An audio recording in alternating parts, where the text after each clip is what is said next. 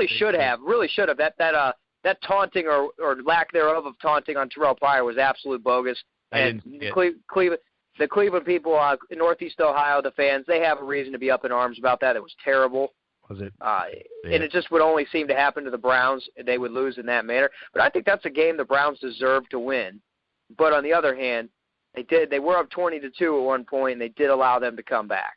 Yeah, so, you shit the bed. You can't cough that lead away to a division rival. You just can't do it. Yeah, and I've not been that. Like I said, that being said, I'm not very impressed with what I've seen thus far from the Ravens. They are 2-0, but I don't think their record's telling the whole story. I think they're lucky to be 2-0. Yeah, and that's kind of something I want to talk about, was surprising 2-0 teams in the NFL. And I brought up Houston because that's a Thursday night game, and they are 2-0. I don't think I'm surprised that Houston's 2-0. I think the schedule helps them there. That was a nice win against Kansas City, but you kind of figure that was one of the ones that could go either way. They took that game away from the Chiefs, which is nicely done. Yeah. But other 2-0 teams, it's a surprising 2-0 team is Baltimore. I don't think they're worth a shit either. I tend to agree. I don't either. I think eventually they will be exposed eventually. I just think they schedule favored them. But I don't think they're I'm not like I said before, I'm not very impressed with what I've seen thus far from them. So, no, I'm not. And let me just point out something too. And it's not always a big factor in the NFL, but it tends to be in today's pass-happy modern NFL. The Baltimore Ravens are 2-0. The Texans are 2-0. Both of those teams have scored, respectively, the Texans 42 points and Baltimore 38 points. The other two 2-0 teams in the NFL, well, let's say three. The Steelers have put up 62 points, the Broncos 55, and the Patriots 54 with no starting quarterback. Those are the three teams in the AFC that are the cream of the crop. The other two are, like you said, just courtesies from their own schedule working out their way. Yeah, with the Steelers, Patriots, and the Broncos are the like cream you of the said, crop. They're the cream of the crop of the AFC until proven otherwise. They are. Look, but the Ravens have given up 27 points, but they've played two of the shittiest offenses in the NFL. Mm-hmm. Cleveland and Buffalo don't have good offenses. Well, they don't have good defenses either. And I'm not because of the points against factor. That Baltimore's given up 27 points but scored for 38. This is a team that if they've played Pittsburgh and Cincinnati already, Baltimore's 0-2. Without question. Without question, Don. Okay. Yeah. Without even a doubt in my mind. I think the Ravens are a 6-10, 7-9 team. I do too. And I don't think anybody should be getting excited about that 2-0 start in Baltimore. A couple teams though that I would get excited about in the AFC. I like New England at 2-0. I mean, that's just exactly what they wanted. We already talked about this. Denver looks really good. That team's and the scary thing about New England is they're 2-0 and they haven't even got Tom Brady. They've done this without Tom Brady and Rob Gronkowski. That's what makes it more scary. But yeah, the Pittsburgh Steelers do look very impressive through two games. Sure do. Now, Cincinnati might be your best 1-1 team in the NFL. Cincinnati's a very good football team, and they're only going to be better when they get Vontaze Burfict back in the middle of that defense. Yeah, it's going to help him out a lot. Just hopefully Captain Insano can keep his head screwed on for him. Yeah, the can of whip ass is getting him a lot of yellow laundry, and but I think last week was boy shows no moisey. Last week was a well played game between the two teams, though. They managed to stay out of trouble and just play the game, which is healthy. Yeah, it was a good game. I watched that game. Sloppy conditions. I know we had a big play on the over, but the sloppy conditions in Pittsburgh definitely prevented it from being any kind of shootout.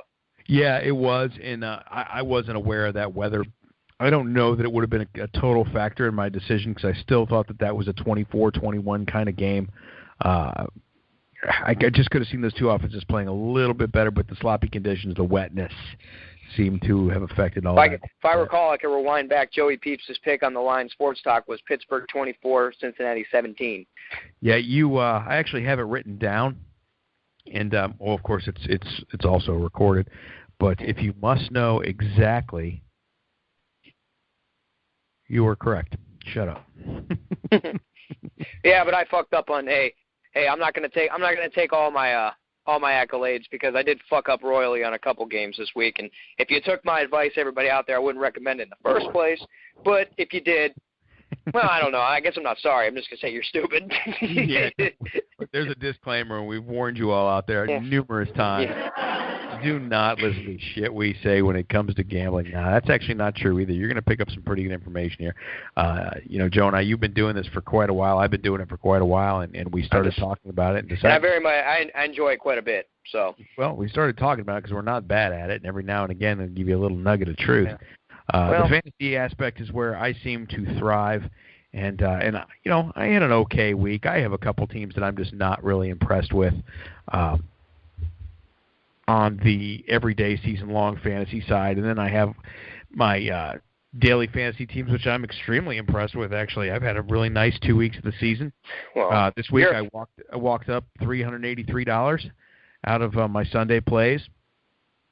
Which was awesome. We had our buddy Harbor Mike in here to do a little show last Wednesday night rather, and I believe he might pop in here and join us again sometime tomorrow to get after that and talk some fantasy stuff. But I wanted to finish up the 2-0 discussion in the NFC because there's a couple 2-0 teams that I don't think deserve to be at all. And then there's definitely the 0-2 teams are not in question. I think Chicago stinks. I don't think the Saints are that good. Neither one of those two records 2 weeks into the season should surprise either one of us. No. Although the Saints-Giants being a 16-13 game surprised the hell out of me. Yeah. When I picked, speaking of DraftKings and FanDuel Daily Fantasy Plays, when I went to select my teams, I actually, even though that game was a blowout last year and was an absolute boat race, I faded both of those teams, picked no players from either team anywhere on any of my rosters because I just felt that everybody in those leagues were going to pick those players, and I thought it would be a good idea to avoid them, and it actually worked out really well for me. I pounded the number on Cam Newton and Kelvin Benjamin. Greg Olsen fit into that mix quite a bit, and it was really a nice setup, and that's why I had some nicer wins. On the AFC side, I stuffed in a Denver Broncos defense, which scored well. Cardinals defense against a Buccaneer team that I was not fooled by. I think you and I talked a bit about the Buccaneers. They're a 1-1 team. They got their ass handed to them in Arizona. I had a feeling Arizona would handle their business in this game because this is a team who many people have high aspirations for.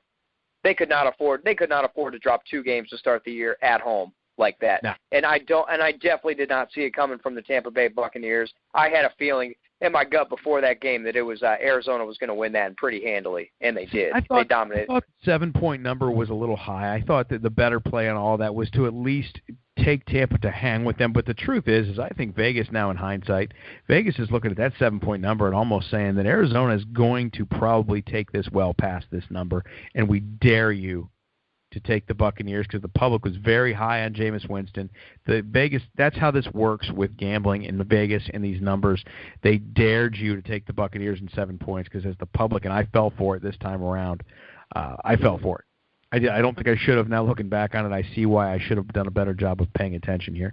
But Tampa and the 7 was where I stood, and it's just a bad play. It was a public play. Arizona's the much better team, but I got to tell you, I watched every snap of that game. Tampa didn't show up. And this is what happens with a young team and a young head coach. Now, Dirk Cutter's not a young man, but, he's not as an experienced head coach in the NFL as you need sometimes. This team was not prepared for the road trip. I don't care if they went out there 2 days early. They just didn't look prepared. They didn't show the effort, and they got pushed around early. The talk on the street here is, why is Jameis Winston in that game in the fourth quarter? I have a problem with that too. Well, the state of Florida had one hell of a weekend. Not to mention that that national title contender, what is the Florida State Seminoles? Who? You know what I'm saying? But Tampa Bay, they just really, in my opinion, they just got beat by a much better team. National title contenders don't get beat by 43 points. Just saying.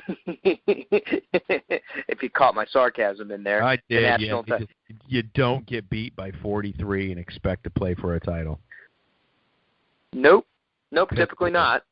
Piss poor. Couple 2-0 teams, then we'll get rolling through this. Minnesota at 2-0 is a little bit surprising. I didn't think I saw that. I thought that Green Bay would probably beat them by a field goal the other night, but that Minnesota defense is for real. Mike Zimmer. See, that's a game I was way off on. I thought the whole Mike Zimmer having Aaron Rodgers number this week would have Aaron Rodgers come out fire, and I thought they'd pull away nice in that game, but maybe there's something to be said about that. Minnesota does seem. I'm not going to go out on a limb and say anybody has Aaron Rodgers' number. I'm not going to do that just yet. But what I am going to say, though, it does give you cause to pause because Aaron Rodgers does. I have watched him these last 2 times dating back to last year. He's played this Vikings defense. He seems genuinely bothered sometimes when he's out there, and you don't usually see that from him. Yeah, I don't want to say they have his number either, but they do seem to push him around a little bit. But I got to tell you what, man, I don't think Aaron Rodgers is having a very good year.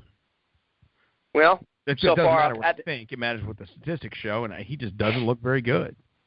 No, and the question is, I don't want to keep making excuses saying it's because he doesn't have.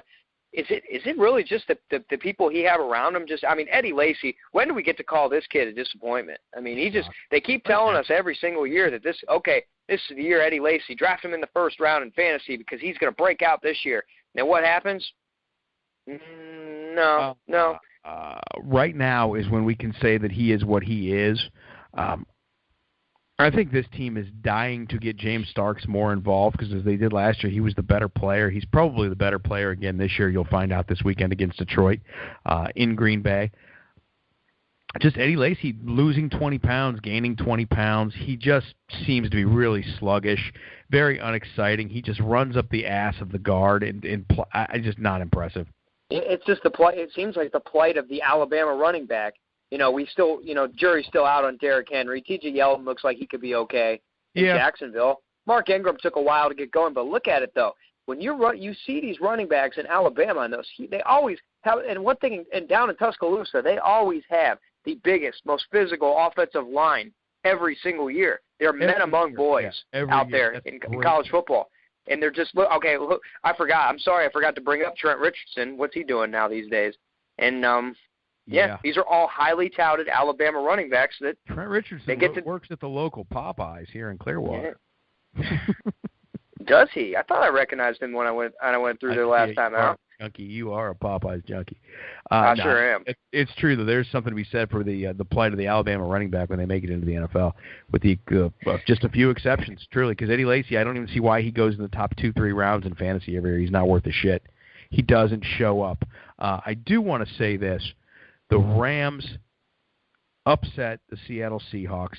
In a conversation prior to those games starting Sunday morning, I was on the horn with one Pepper Jack, the Big Cheese. He is going to get on this show sooner or later because Pepper Jack, week in and week out, has been swinging for the fences and hitting bombs. Again, he called it. He said the Rams have played Seattle. We actually talked about this as well. But he said the Rams played Seattle a few times, beat them twice last year. He said, do not laugh if they go in there, win their home opener and beat Seattle at home, and he was right on the money. He also said prepare for the Stephon Diggs show on Sunday night, and he didn't miss that one at all. That was right on, too. So, Pepper Jack, if you're out there, man, you got to get in here and get on the Line Sports Talk podcast and talk with us. I gotta say, though, man, my condolences to all the fantasy football owners this year that spent their first-round pick on Adrian Peterson. Oh, yeah, that's rough. Potential condolences, but how about all the jackholes that didn't listen to me when I said, don't you dare take Todd Gurley? Don't do it. Don't do it. It's not a good move. It's not a good move now. No.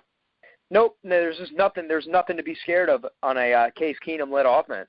There's nothing. Now, if we brought up the topic last week is, do you start Todd Gurley this week? And you don't start him. And the answer is no. It's really difficult to bench somebody you took in the top 5 picks, but you don't start him. Coming into this weekend, I hadn't given it too much thought, but I don't know how much thought I need to give it. Tampa's coming off a loss. You're traveling cross-country for the Rams off their first win. I don't particularly know that you want to start Gurley against the Buccaneers in Tampa. No, It's a tough call here. I think if you have a better option, you jump on it. But odds are, if you draft that's right. It's going to boil down to what kind of matchups other matchups and plays do you have that day. Odds are, if you took Gurley in the first round, you don't have a lot of running back depth. Fair enough. Yeah, just a disappointment.